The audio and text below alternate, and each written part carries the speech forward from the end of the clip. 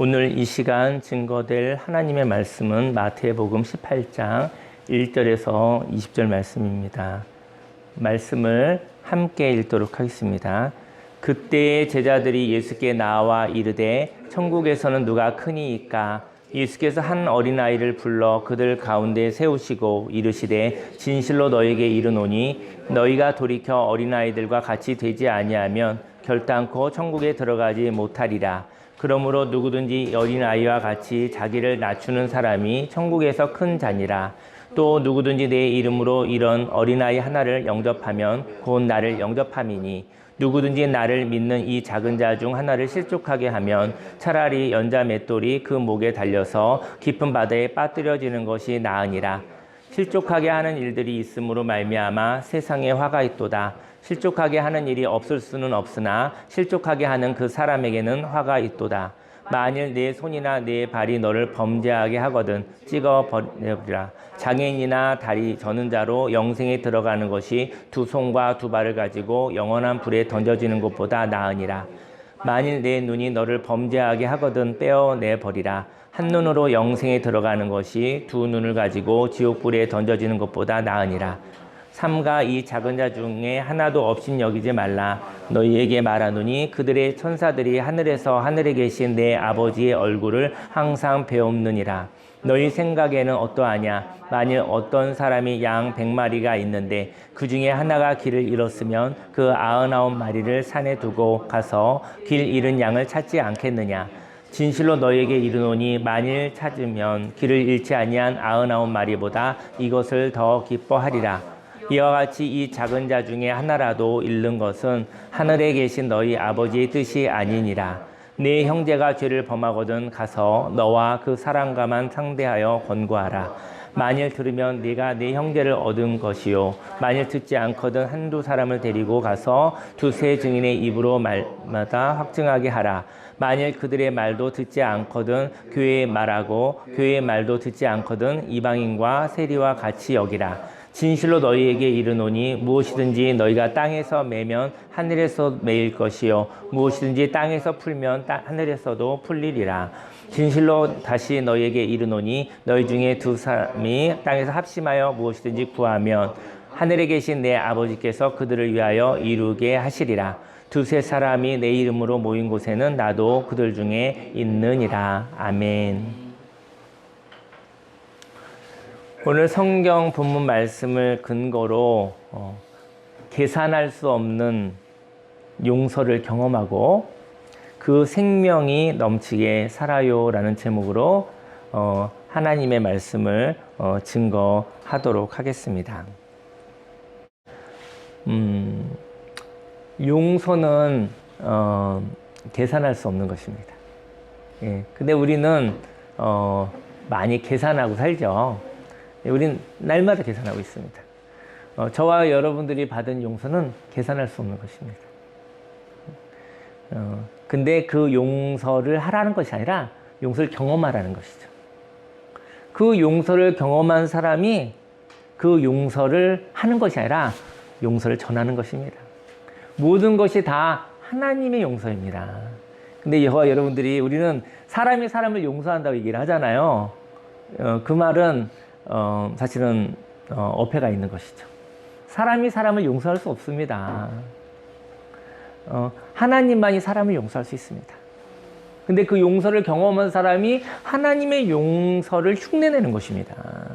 결국은 하나님이 용서하는 것입니다.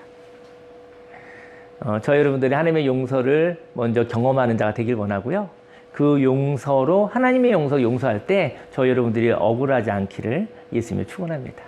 그것은 저와 여러분의 것이 아니기 때문인 것이죠. 천국은 하나님의 나라입니다. 그런데 천국에서 어떤 사람이 큰지 궁금한 사람들이 있었습니다. 천국에서는 어떤 사람이 큰가요? 이런 질문이 있는 거예요. 오늘 성경에서 그런 질문이 있는 것이거든요.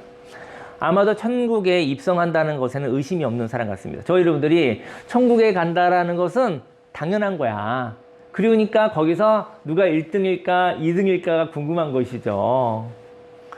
저 여러분들이 천국에 들어간다라는 것을 저와 여러분들이 하나님의 은혜로 들어간다는 것을 아는 것은 너무나 큰 일이죠.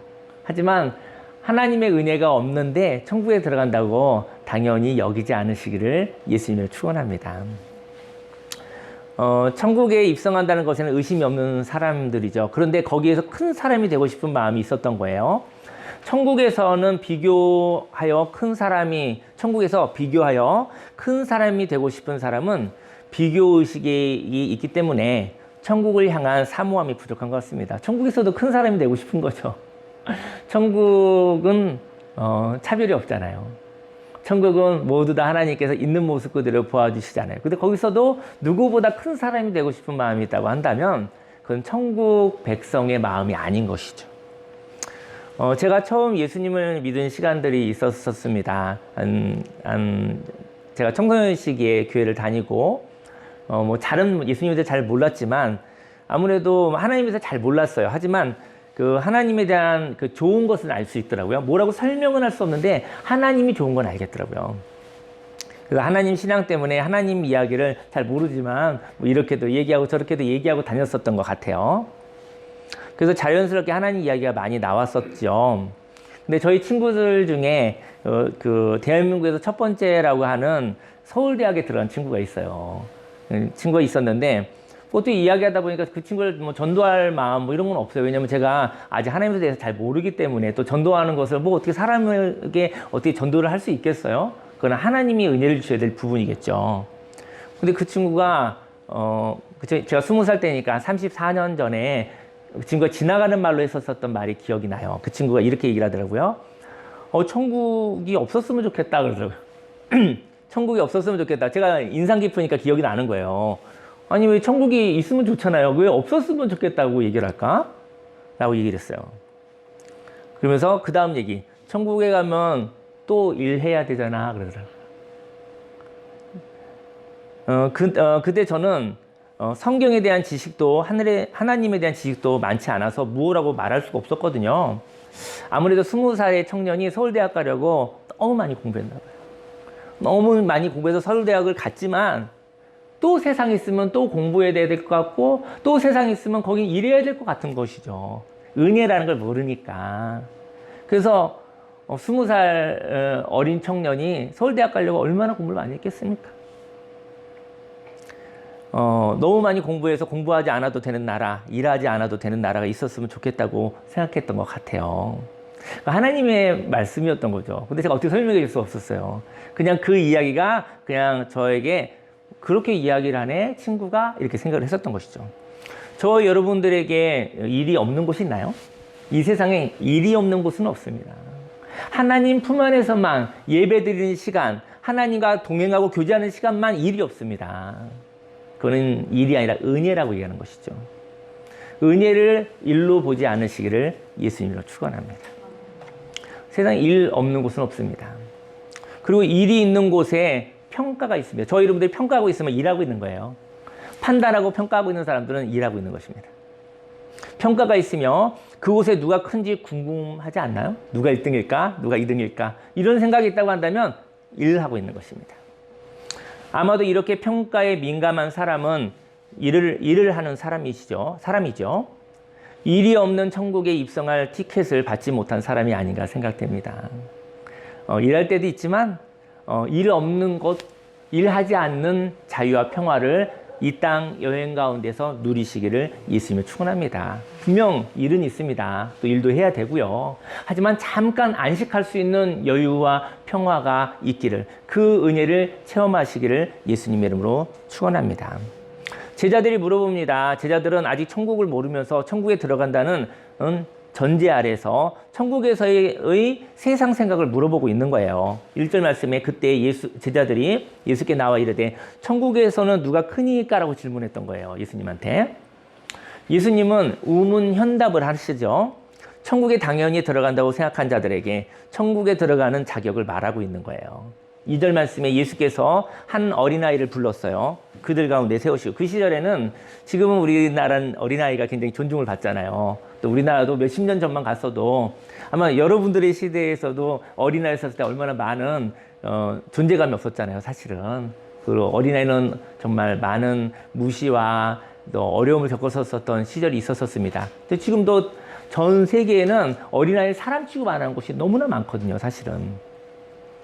근데 이 시대에 예수님이 있던 시절에는 어린아이는 사람도 아니었던 것이죠. 어린아이를 불러놓고 가운데 세우고 난 다음에 진실로 너에게 이르노니 너희가 돌이켜 어린아이들과 같이 되지 아니하면 결단코 천국에 들어가지 못하리라. 그렇게 무시했었던 어린아이처럼 되어야 된다는 것이죠. 예수님은 먼저 천국에 들어가는 자가 되라고 말합니다. 천국에 들어가는 사람은 자기를 낮추는 사람입니다. 자기를 낮춘다는 것은 오해하지 마시기 바랍니다. 자기를 낮춘다는 것은요, 자기를 없애는 사람이 아니에요. 자기가 없애는 것이 아니라 자기가 있는 거예요. 내가 있는 거예요. 근데 그 내가 하나님의 형상이라는 것이죠. 세상에 의해서 자기를 찾는 사람은 자기를 높이고 살죠. 하지만 진정한 하나님의 형상을 찾은 사람은 비교하지 않습니다. 왜냐면 거기에 열등감도 없고 우월감도 없어요. 그냥 나인 거예요. 하나님의 형상의 나를 발견한 사람인 것이죠. 그래서 자기를 낮춘다는 건 자기를 없애는 사람이 아니라는 것을 이야기하고 싶습니다. 세상의 기준을 자기를 높이고 자기를 교만하게 하는, 다른 사람을 판단하게 하는 그런 교만한 사람이 되게 하는 세상의 기준을 내려놓을 수 있는 사람, 그 기준을 내려놓아서 낮출 수 있는 겸손한 사람이 천국 백성인 것입니다. 4절 말씀에 그러므로 누구든지 이 어린아이와 같이 자기를 낮추는 사람이 천국에서 큰 자니라. 천국에서는 비교가 없습니다. 천국에 들어가는 자가 되고 그 천국에서 천국의 풍성함을 누리는 자가 되기를 소망합니다. 그 어린아이가 천국에서 큰 자라고 했는데 그거는 우월한 자가 아니라 천국을 풍성하게 누리는 자라고 이야기하는 것 같아요. 여러분들 뭐 5달란트, 2달란트가 차별이 없잖아요. 근데 우리가 세상적인 눈을 보니까 5달란트인 사람도 정말 5달란트 받은 사람이 2달란트 받은 사람보다 더 이렇게 우월한 것 같잖아요. 저는 믿음이 많이 부족했었을 때 이해가 안 됐어요. 5달란트, 2달란트인데 분명히 5달란트가 1등인데 예수님이 똑같이 주셨거든요. 똑같이 차별하지 않으셨거든요. 세상적으로 차별해야 되는데, 등수를 매겨야 되는데, 어린아이들이 하나님의 나라를 풍성히 누릴 수 있는 사람들입니다. 저희는 하나님의 나라를 풍성히 누렸다고 해서 등수 매기는 건 아닙니다. 은사가 많다고 해서 1등, 2등 매기는 것도 아닙니다. 그냥 그 사람에게 족한 은혜일 뿐인 것이죠. 5절 말씀에 또 누구든지 내 이름으로 이런 어린아이 하나를 영접하면 곧 나를 영접함이니, 그렇게 무시하고 연약한 어린아이를 영접하는 것이 꼭 예수님을 영접하는 거라고 얘기를 했어요. 누구든지 나를 믿는 이 작은 자 중 하나를 실족하게 하면 차라리 연자맷돌이 그 목에 달려서 깊은 바다에 빠뜨려지는 것이 나으니라. 어린아이와 같다는 것은요, 계산하지 않는다는 거예요. 어린아이 같다는 것은 비교하지 않는다는 거예요. 어린아이 같다는 것은 본질을 구하는 사람을 의미합니다. 인생 가운데 오해가 있으면 본질을 바라보시기를 소망합니다. 본질을 바라보면 오해가 되지 않습니다.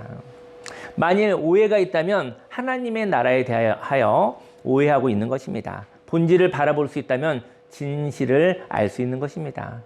오늘 제가 은혜를 나누면서 옛날 생각이 많이 나네요. 옛날 성북 쪽에서 제가 처음 전도사 시절을 했었는데 그때 제가 고등부를 맡았었거든요. 고등부 맡았었는데 그때 교사 선생님들이 있었어요. 교사 한 20여 분 있었는데 오늘 오해하니까 제가 생각나는 이야기가 있어서 그래요. 근데 이제 인생에 오해가 많잖아요. 그죠?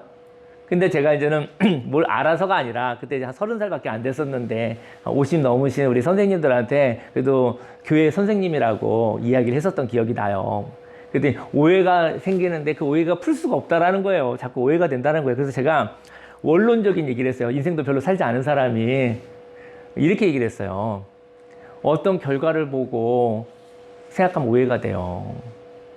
그 사람의 마음을 보고서 결과를 보면 이해가 될지도 몰라요. 이렇게 얘기를 했어요. 지금 생각해보니까 뭘 알아서 얘기한 것 같지는 않은데 그랬더니 그 선생님이 그러더라고요. 전도사님 그게 잘 안 돼요. 그러더라고요. 그 사람의 마음을 보고 행동을 보면 이해가 돼요. 그 마음을 신뢰하고서 보면 오해가 안 돼요. 근데 그 사람을 믿지 않는 거예요. 그 사람의 마음을 신뢰하지 않는 거예요. 의심하는 거예요. 그리고 행동하니까 다 오해거린 거예요. 근데 저희 여러분들이 하나님의 말씀, 하나님의 마음을 품으시면 오해될 만한 것도 오해가 되지 않을 것 같아요. 하나님 아버지의 마음을 가지시기를 예수님으로 축원합니다. 실족하게 하는 일들이 있음으로 말미암아 세상에 화가 있도다. 실족하게 하는 일이 없을 수는 없대요. 하지만 실족하게 하는 그 사람에게는 화가 있다고 얘기를 오늘 성경 말합니다. 인생에서는 길을 잃어버릴 때가 있죠. 분명히 길을 잃어버릴 때가 있죠. 저 여러분들도 길을 여러 번 잃어버렸을 것 같아요. 그런데 본질에서 벗어나게 하는 자가 있다면, 저 여러분들을 길을 잃어버리게 하는 자가 있다고 한다면 그는 화를 당한다고 얘기하는 거예요. 저와 여러분들이 길을 잃어버리는 일이 인생 가운데 있을 수 있습니다. 슬픈 일이 있을 수 있습니다. 길을 잃어버리게 하는 자가 되지 마시고 잃어버린 길을 회복하게 하는 자가 되기를 예수님으로 축원합니다. 실족하게 하는 자는 화가 있으면, 분명히 성경에 써 있어요. 실족하게 하는 자는 화가 있다고 하는 것이죠. 누군가를 낙심케 하는 것은 화가 있다는 것이죠. 넘어진 자를 부축하는 자에게 복이 있는 것입니다. 저 여러분들이 누구를 실족하게 할 것 같으면 그냥 반응하지 않기를, 일하지 않기를, 그냥 기도만 하기를, 아무것도 하지 않기를 예수님을 축원합니다. 하지만 하나님이 섬기러 오셨잖아요. 예수님이 섬기러 오셨잖아요. 섬김을 받으러 오시지 않았잖아요. 그렇다고 한다면, 부축할 수 있다고 한다면 마음으로, 몸으로, 물질로, 은사로 누군가를 부축할 수 있다고 한다면 그것은 하나님과 하시기를 예수님이 축원합니다. 그에게 복이 있는 것입니다. 저와 여러분들은 여행자의 삶을 삽니다. 또 천국을 향한 순례자의 삶을 살아가고 있습니다. 저와 여러분들이 천국으로 가는 길에서 길을 잃어버린 자가 되지 않기를 원합니다. 인생의 위기에서 저와 여러분들에게 속삭이는 말이 있어요. 저희 여러분들이 생각하고 사시죠? 생각을 다른 말로 얘기하면 누군가 저와 여러분들에게 속삭이고 있다는 거예요. 스스로 생각한 것 같지만 무언가에게 이야기를 듣고 있다고 생각하셔도 돼요. 저희 여러분들이요, 계속 생각하고 있습니다. 누군가와 계속 대화하고 있습니다. 근데 저와 여러분들에게 속삭이는 말이 있는데요. 그 말은 생각이 되어서 길을 잃어버리기도 하고 길을 찾기도 합니다. 저희 여러분들이 그냥 생각하는 것 같지만 저와 여러분들 자꾸 넘어지게 하는 생각들이 나는 사람이 있고요. 자꾸 격려와 응원을 통해서 다시 새롭게 하는 생각들이 나는 사람이 있어요.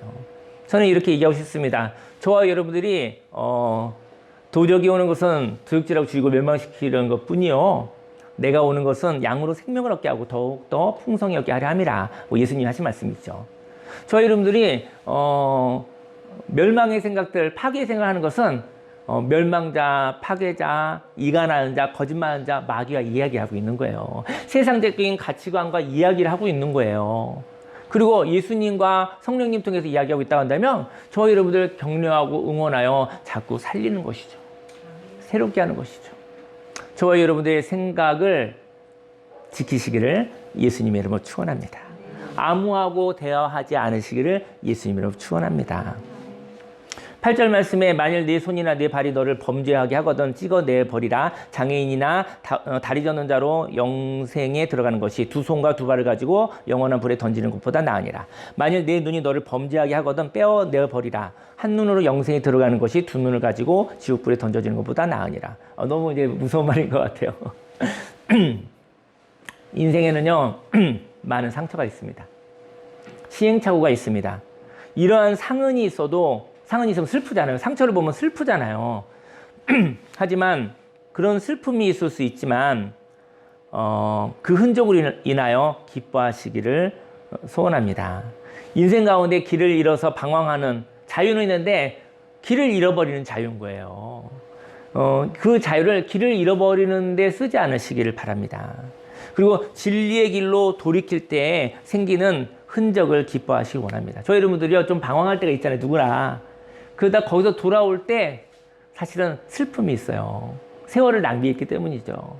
하지만 기뻐하시길 예수님 축원합니다. 그 상처는요 방황의 흔적이에요. 하지만 거기에 진리로 돌아오는 하나님께 돌아와 하나님과 깊은 관계가 되어지는 기쁨이 있다는 것을 아시기를 예수님 축원합니다. 우리는 나도 모르게 진리의 길을 벗어난 적이 있죠. 그리고 진리의 길을 벗어나 헛된 길에 익숙해질 때가 있습니다. 이렇게 헛된 길에 익숙해졌다면 그 익숙한 길에서 돌이키는 것은 큰 고통이 생길 것입니다. 익숙한 길에서 벗어나는 거, 익숙한 길에서 돌아오는 거 정말 기쁜 일이거든요. 하지만 육은 익숙한 육체와 익숙한 마음은 고통스러운 거예요. 죽을 것 같이 힘든 거예요, 사실은. 그래서 오늘 보니까 너를 범죄하거든 한쪽 눈을 빼어버리고 한쪽 눈은 남아있나 봐요. 한쪽 눈은 진리를 바라보고 이 두 눈 중에 한쪽 눈이 자꾸 세상을 바라보고 세상의 가치를 바라봄으로 인해서 너를 실족하게 한다고 한다면 그때 한 눈을 세상을 보는 눈을 이렇게 빼고 하나님의 가치를 사는 게 좋지 않겠느냐라고 얘기하는 것이죠. 그리고 발이 있는데 한쪽 발이 자꾸 세상으로 가는 발이 있다면 그 발이 오히려 그 기능이 없었으면 좋겠다. 불편하지만 다리가 저는 것이 나을 수도 있다. 장애인이 되는 것이 나을 수도 있겠다. 이런 얘기를 한 것이죠. 그런데요, 세상의 가치관은 처음엔 참 달콤하지만 사실은 사람을 죽이는 것입니다. 사실은 세상의 가치관을 가지고 있는 것은 세상의 가치관으로부터 돌이키기 위해서 값을 지불한 거. 그럼으로 인해서 저와 여러분들이 불편해지고 또 기능이 약해진 것이 있다고 한다면 사실은 세상의 가치관에 의해서 겪는 그 고통은 너무나 큰 거라는 것이죠. 저와 여러분들이 하나님의 가치관을 살아 세상의 가치관이 달콤하지만 결국은 저와 여러분들의 영혼을, 저와 여러분의 삶을 죽이고 도둑질하고 그리고 파괴시키고 있다는 것을 아시기를 예수님 이름으로 축원합니다. 헛된 길을 걸어가는 손과 발이 있다면 그 손과 발을 기능하지 못하도록 하기를 원합니다. 저희 여러분의 손과 발이 헛된 길을 걸어가는데 익숙한 거예요. 그렇다면 그 기능이 안 되어지기를 예수님으로 축원합니다. 또 죄악된 길을 바라보는 눈이 있다고 한다면 죄악을 너무 잘 보는 눈이 있다면 그 눈도 볼 수 없기를 예수님으로 축원합니다. 하나님의 은혜죠. 뭐 눈을 빼라, 다리를 잘라내라 이런 얘기가 아니에요. 사실은 그렇게 하지만 저 결국 영혼의 이야기를 하고 있는 것이죠. 여러분들 도박하는 사람들 손 자른다고 도박 안 합니까? 다 영혼의 이야기지 이게 손의 이야기는 아니거든요. 저 여러분들에게 이 몸은 영혼에 의해서 마음에 의해서 움직이는 모습일 뿐인 것이죠. 저 여러분의 영혼이 깨끗해지기를 예수님의 이름으로 축원합니다. 10절 말씀에 삼가 이 작은 자 중에 하나도 업신여기지 말라 너에게 말하노니 그들의 천사들이 하늘에 계신 내 아버지의 얼굴을 항상 배옵느니라. 어린아이와 같이 작은 자가 있습니다. 그 작은 자는 예배자입니다. 그 작은 자는 하나님의 나라를 보는 자입니다. 그가 소유하고 있는 것이 아무리 없다 하여도 업신여기지 않으시기를 바랍니다. 하나님을 바라보는 자, 본질을 바라보는 자가 하나님의 보호가 있는 것입니다. 저는 이제 업신여긴다라는 얘기를 하나 나누고 싶은데요. 저희가 상담하는 목회를 하잖아요. 그 전국에 있는 사람들을, 이런 사람들 만나고 전 사람들 만나는데, 어떤 청년이 있었어요. 어떤 청년이 있었는데, 그 엄마가 애지중지하게 키웠거든요. 키웠는데 이 청년이 약간, 그 성장이 좀 덜 됐어요. 그래서 이제 경계선하고 좀 비슷해요. 그런데 청년이 나이가 들었어요. 이제 20이 넘고 30이 됐어요. 근데 이제 이 청년이 결혼을 하고 싶은 거예요. 근데 엄마가 그 청년을 초등학생으로 보아요. 초등학생으로 보는 거예요. 근데 이제 엄마가 더 잘 알겠죠? 그런데 제3자가 봤었을 때 그런 면도 있을 수 있는데 다른 면도 있거든요. 다른 면의 성장도 있거든요. 근데 어느 날 그 청년이 그렇게 정말 얼마나 헌신했겠습니까? 그 엄마가 얼마나 소중하게 키웠겠습니까? 그런데 그 청년이 어느 날 알게 됐어요. 엄마가 나를 업신여긴다는 걸 알게 됐어요. 엄마가 나를 존중하지 않는다는 걸 알게 됐어요. 그리고 나서 여자친구를 사귀기 시작했어요. 근데 여자친구를 사귀게 됐는데 여자친구 중에 위험한 사람들을 사귀게 됐어요. 근데 그 이유는 엄마는 나를 업신여겨. 하지만 세상에 있는 여자친구들은 나쁜 의도로 왔다 할지라도 자기를 너무 존중해 주는 거예요. 그러고 나서 굉장히 힘들고 어려운 일을 많이 겪었었어요. 근데 최근에 그 엄마와 그 오해가 풀렸어요. 근데 제가 오늘 성경 말씀 이거 읽으면서 제가 최근에 상담했었던 이야기인데 그 청년이 얘기하더라고요. 엄마가 나를 업신여겨서 나는 다른 사람을 만나고 싶었던 거예요. 그래서 그런 얘기를 하더라고요. 저는 그런 얘기를 하고 싶어요. 이건 싫어하니까. 내가 아는 어떤 사람이 내가 너무 잘 알고 있다는 것으로 인해서 그것으로 인해서 그 영혼을 업신여기지 않으시기를 예수님이 축원합니다. 왜냐면 하나님이 계시잖아요. 그의 진정한 아버지는 하나님이잖아요.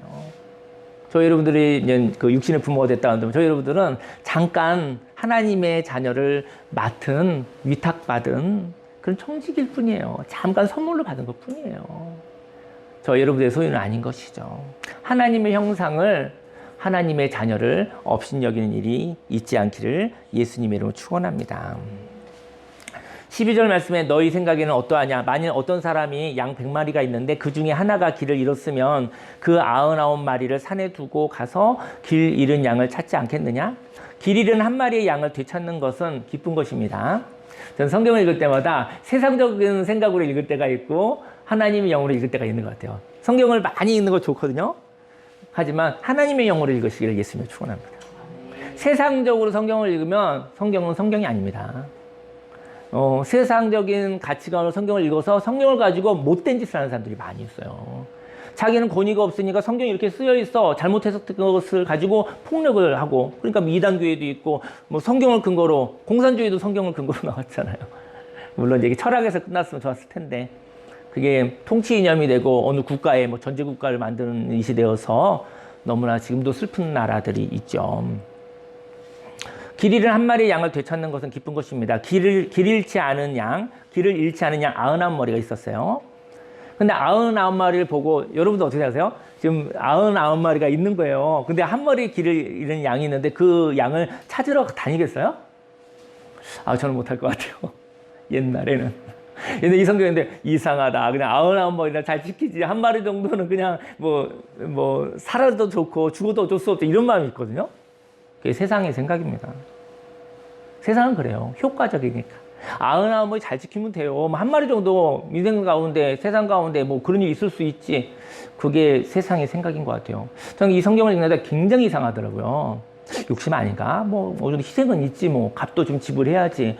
그리고 완벽한 게 어디 있어? 막 이런 가치관이 저한테 있거든요. 그래서 성경을 읽으면서 부딪히는 때는 그게 어떻게 보면 하나님의 영으로 읽지 않을 때일 것 같아요. 그래서 길을 잃지 않은 99마리 양을 향한 불안함이 없다면 전 불안했던 것 같아요. 이 99마리 지켜야 되잖아요. 한 마리 잃어버렸는데 99마리 또 잃어버리면 어떡해요? 저의 영혼에는 불안함이라는 것이 있는 것이죠. 죄가 있었던 것이죠. 그래서 99마리 양이나 잘 지키자. 한 마리 어쩔 수 없지. 근데 99마리를 향한 불안함이 없다면 한 마리 양을 살리는 것은 참 기쁜 것입니다. 저와 여러분들에게 만족함이 있기를 예수님을 축원합니다. 불안하지 않기를 원합니다. 인생에 시행착오가 있습니다. 만일 무엇인가를 지키기 위해 애쓰고 산다면 그는 불안한 사람입니다. 하나님이 지키십니다. 하나님이 지키지 않으시면 그럼 그거는 하나님께 맡기시기를 예수님 축원합니다. 하나님이 지키십니다. 무엇인가를 지키기 위해서 애쓰고 있다면, 하나님이 지키지 않는 것을 지키려고 애쓰고 있다고 한다면 저희 여러분들은 불안한 사람입니다. 그리고 하나님을 믿지 않는 사람입니다. 가지고 있는 것을 하나님께서 지키신다면 그는 안정된 사람인 것이죠. 여호와는 나의 목자시니 내가 부족함이 없습니다. 하나님이 저희 여러분들을 지켜주고 계십니다. 그럴 때 안정된 사람이 된다는 것이죠. 그때 한 잃어버린 영혼을 찾으러 다닐 수 있다는 것이죠. 13절에 진실로 너에게 이르노니 만일 찾으면 길을 잃지 아니한 99마리보다 이것을 더 기뻐하리라. 천국에는 보호하심이 있습니다. 안정감을 가진 사람이 잃어버린 것을 찾는 기쁨이 있는 것입니다. 저희 여러분들이 불안하지 않기 원합니다. 불안한 사람은 기뻐할 수가 없어요. 먼저 안정되기 원합니다. 안정되고 나면 그때 기쁨이 있는 것입니다. 불안한 사람은 기뻐할 수 없어요. 겨우 생존하기 위해서 살기 때문에 어떤 좋은 일이 있었어도 그냥 휴, 그러니까 안도의 숨만 쉬지 기뻐할 여유가 없습니다.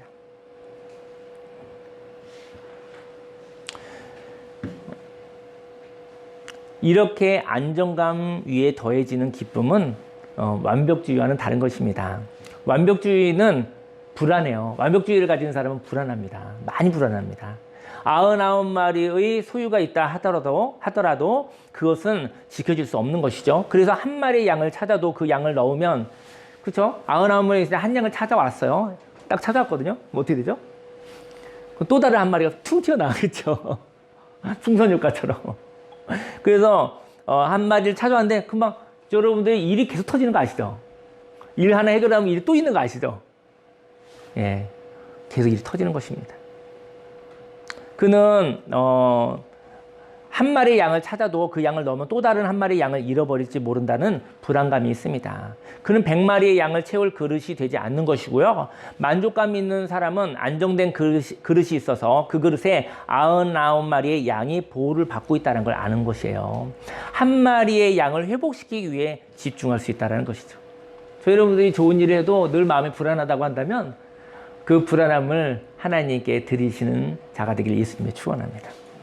어린아이는요, 전체를 보지 않습니다. 어린아이는 오늘 한 걸음을 걸어갈 뿐입니다.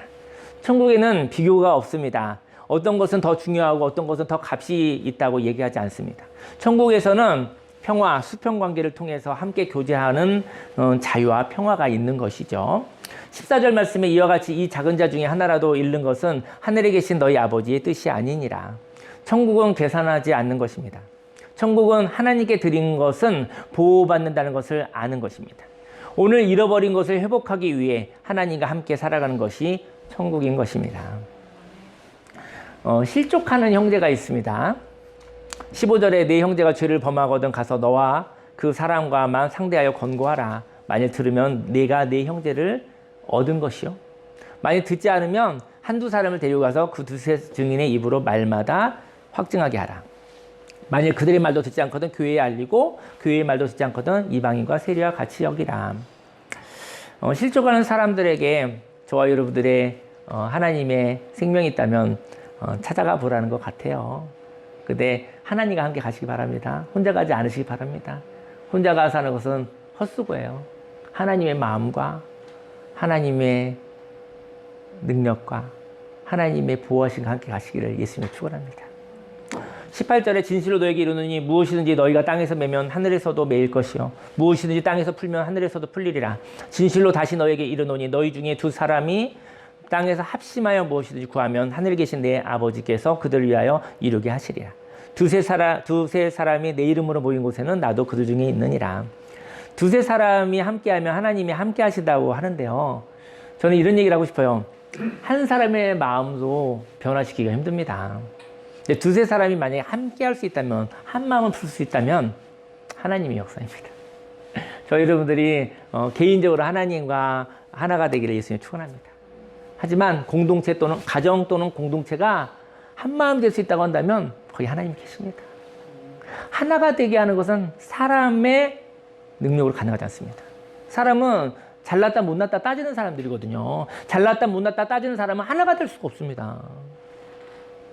잘났다 못났다를 따지는 선입견, 선악과를 가진 사람은 하나가 될 수가 없습니다.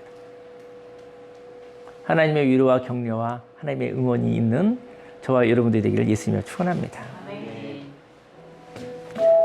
말씀을 읽을게요. 그 21절부터 그때 베드로가 나와 이르되 주여 형제가 내게 죄를 범하면 몇 번이나 용서하여 주리이까? 7번까지 하오리이까? 유대인들은 3번 용서가 얼마나 큰 겁니까? 그죠? 저는 한 번, 예수님 믿기 전에는 한 번밖에 안 했습니다. 왜냐면 2번 당할 수 없어서 마음이 약해서 그래요.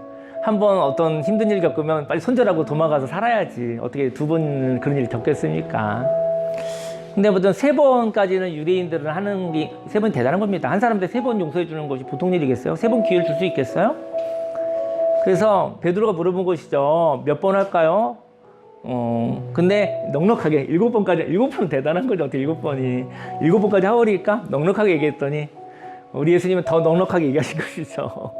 7번뿐 아니라 7번을 70번씩 490번까지. 이건 뭐 490번까지 용서할 기회가 있겠어요? 그쵸? 7번도 할 기회가 없을 것 같아요. 그러므로 천국은 그 종들과 결산하, 그러면서 이제 비유를 얘기하시죠. 그 종들과 결산하려 하던 어떤 임금과 같으니, 결산할 때 1만 달란트 빚진 자 하나를 데려오매. 1만 달란트가 엄청난 거래요. 그 유대인들의 뭐 거기 그 키티 잡지에 보니까 유대 그 지방에 그 세금보다도 더 많은 내용이더라고요. 엄청난 돈인 것 같아요. 엄청난 거를 빚진 자가 있는데 하늘 데려오매 갚을 것이 없는지라 주인이 명하여 그 몸과 그 안의 자식들과 모든 소유를 다 팔아 갚게 하라 하니 그 종이 엎드려 절하며 이르되 내게 참으소서 다 갚겠습니다. 갚을 수 없어요. 근데 갚겠다고 하는 거예요, 마음으로. 그 종의 주인이 불쌍히 여겨 놓아 보내며 그 빚을 탕감하여 주었더니 갚을 수 없어요. 저와 여러분들이 하나님께 진 빚을 갚을 수 없어요. 근데 우리가 믿음으로 갚겠다는 거예요. 하나님이 그 마음을 받아주신 것이죠. 저 여러분의 행위를 받아주시는 그 마음을 받아주신 거예요. 하나님 새롭게 살고 싶습니다. 저 새롭게 살고 싶습니다. 기회를 한번 주십시오. 이 얘기죠. 저 여러분들이 어떻게 새롭게 살 수 있겠습니까? 하나님이 그 진심을 믿어주신 거예요. 그게 용서예요. 그게 용서인 거예요. 28절에 그 종이 나가서 용서받았거든요. 이게 한없는 용서를 받았어요. 그 종이 나가서 자기에게 100데나리온, 이제는 데나리온은 하루 일당 품삯이라고 하니까 지금 한 1,000만 원 될 것 같아요. 100데나리온이면 한 10만 원 정도 잡으면 한 1,000만 원 빚진 동료한 사람을 만났는데 붙들어 목을 잡고 막 빚을 갚으라 한 거예요. 자기는 뭐 몇천억을 이렇게 탕감받고 나서 그 동료가 엎드려 간구하여 이르되 나에게 참아주소서 갚으리이다. 조금만 참아주소서. 본인이 하나님께 한 말하고 똑같이 했거든요. 허락하지 아니하고 이에 가서 그가 빚을 갚고 감옥에 넣어버렸어요. 31절에 그 동료들이 그것을 보고 몹시 딱하게 여겨 주인에게 가서 그 일을 다 알렸어요. 이 주인이 그를 불러다가 말하되 악한 종아 네가 빌기에 내가 네 빚을 전부 탕감하여 주었는데 내가 널 불쌍히 여긴 것 같이 너도 네 동료를 불쌍히 여김이 마땅하지 아니하냐? 주인이 노하여 그 빚을 다 갚도록 그를 옥졸들에게 넘기니라. 너희가 각각 마음으로 형제를 용서하지 아니하면 나의 하늘 아버지께서도 너희에게 이와 같이 하시리라. 노동자의 100일치 품삯을 빚진 자를 불쌍히 여기지 않았습니다. 할 수 있는 용서였던 거예요. 이거는 할 수 있는 용서. 진심으로 하나님께 나아가 엄청난 액수의 빚을 탕감받은 사람이 탕감해 줄 수 있는 빚을 기다려주지 않았던 거예요. 어린아이와 같이 작은 자를 업신여기면 10절 말씀에 삼가 이 작은 자 중에 하나도 업신여기지 말라 너희에게 말하노니 그들의 천사들이 하늘에서 하늘에 계신 내 아버지의 얼굴을 항상 배우느니라. 그 동료들이 와서 얘기했잖아요. 저 사람 임금이요 당신한테 몇천억 이상을 탕감받았는데 글쎄 1,000만 원을 갖다가 똑같이 기다려주지 않더라고요 라고 얘기했잖아요. 그게 하늘의 천사가 얘기한 거 아니겠어요? 그들의 천사들이 하늘에 계신 내 아버지 얼굴 항상 배웁니다. 그들 보호하고 있는 것이죠. 당신은 몇천억도 넘는 것을 탕감받아 놓고 조금만 기다렸는데 그걸 하지 않는 자를 향해서 얘기한 것이죠. 어린아이 같이 지금 아무것도 없는 것 같은 자들을 업신여기지 않으시기를 예수님 축원합니다. 그들에게 천사가 있습니다. 작은 자는 계산하지 않습니다. 어린아이와 같은 사람은 용서를 받았으니 어린아이들이 이렇게 생각해요. 내가 용서를 받았으니 그 용서를 하는 것뿐이에요. 용서를 전달하는 거예요. 하지만 계산하는 사람은 큰 용서를 받았잖아요. 큰 용서를 받고 난 다음에 1,000만 원은 돈도 아닌 거예요. 그래서 작은 용서는 하지 않았던 거예요. 어린아이들은 그럴 것 같아요. 어린아이들은 내가 몇천억의 용서를 받았으니 1,000만 원 용서하는 거 너무나 감격해서 할 것 같아요. 근데 이 계산하는 사람은 안 그래도 내가 큰 용서 받았으니까 이 정도는 용서가 아니었나 봐요. 용서를 받고 자신이 하는 행동을 용서라는 걸 몰랐던 것 같아요. 큰 용서를 받았기에 작은 용서는 용서라고 생각하지 않은 것인지도 모릅니다. 그는 용서에 무감각한 사람입니다.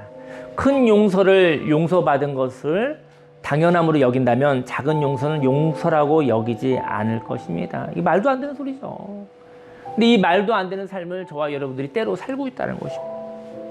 큰 용서를 받아서 용서할 기회를 느끼지 못한다는 것이죠. 우리가 계산하지 못하는 것은 그 용서가 하나님의 용서이기 때문입니다. 어린아이는 계산을 못합니다. 하지만 하나님의 큰 용서를 받았습니다. 그리고 고마워합니다. 저 여러분의 인생에 고마움이 넘쳐나길 소원합니다. 고마운 사람이 용서받음을 아는 사람이에요. 용서받은 자의 증거는 고마움입니다. 어린아이들은 고마울지 안다는 것이죠.